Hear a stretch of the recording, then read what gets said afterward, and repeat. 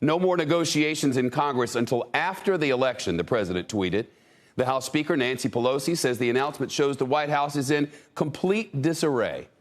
But the top Republican in the Senate, the Majority Leader Mitch McConnell, has a different take.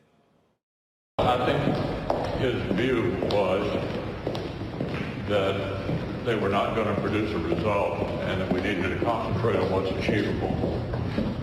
So do you support him, his decision? I do. Support it? I do. Both sides pushed to make it happen, but had different plans that never came together. Democrats wanted to spend more money than Republicans. The president says big cities run by Democrats are big spenders that don't deserve federal money.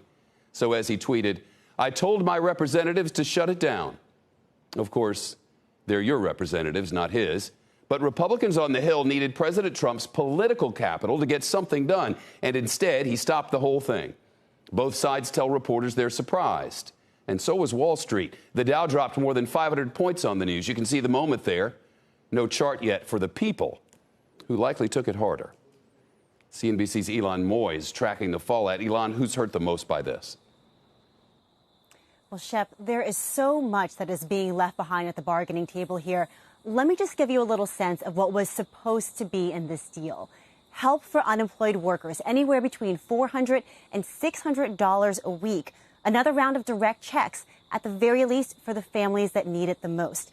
Billions of dollars in help for schools to get them to reopen safely and with the right equipment. Relief for the airline industry to prevent thousands of layoffs, and aid to small businesses that are struggling because of this pandemic. Now, this is what Danny Meyer, the founder of Shake Shack and the CEO of Union Square Hospitality Group, this is what he said right after the deal fell apart this afternoon. He tweeted, "Can't fathom that there will be no stimulus until after the election. On behalf of millions of restaurant employees still without work and hundreds of thousands of independent restaurants striving to provide jobs and return vitality to their communities, please reconsider." There are still more than 12.5 million people in this country without a job. And I'm hearing from lawmakers on both sides of the aisle that there is a deal to be had. And Shep, even some Republicans are calling on the president to get back to the negotiating table. They're saying that inaction should not be an option. Elon, thank you. 4 weeks from today, at this moment, the first polls will have closed on Election Day. Home stretch, and voter turnout is shaping up to be historic, the likes of which we have not seen in more than a century. Take a look at the lines today. Early voting kicking off in Ohio, Indiana, and New Mexico. More than 4.5 million Americans have already voted, compared to just 75,000 at this point back in 2016. In Florida, the website to register to vote was receiving an unprecedented 1 million requests every hour today. The website crashed. The governor said he's extended the registration deadline. You can say it. Joe Biden in Pennsylvania with a message of unity in Gettysburg.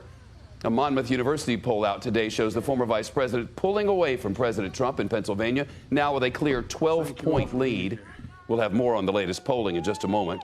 There's a group tracking early voting data. It's called the United States Elections Project, and it's predicting 150 million Americans will vote this time.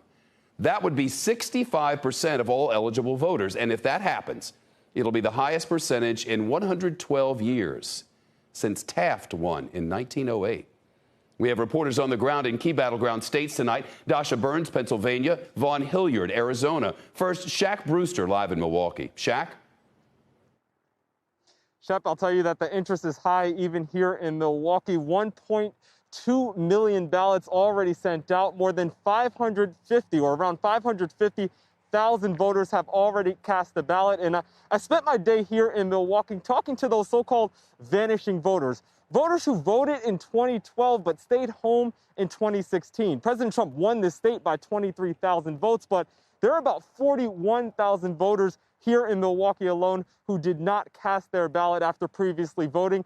Many of them telling me they regret their decision then, but they're saying with the coronavirus and police brutality as they see it, they are committing to coming out and voting this time around. Based on those early numbers that we saw, it looks like they're letting their voice be heard, and they're going to have some success in that regard. Shep? From Milwaukee, Shaq Brewster tonight. In Arizona, voting starts tomorrow, and a new poll shows President Trump is losing ground among the 65 and older crowd. Vaughn Hilliard live in Sun City. Vaughn, what are the numbers?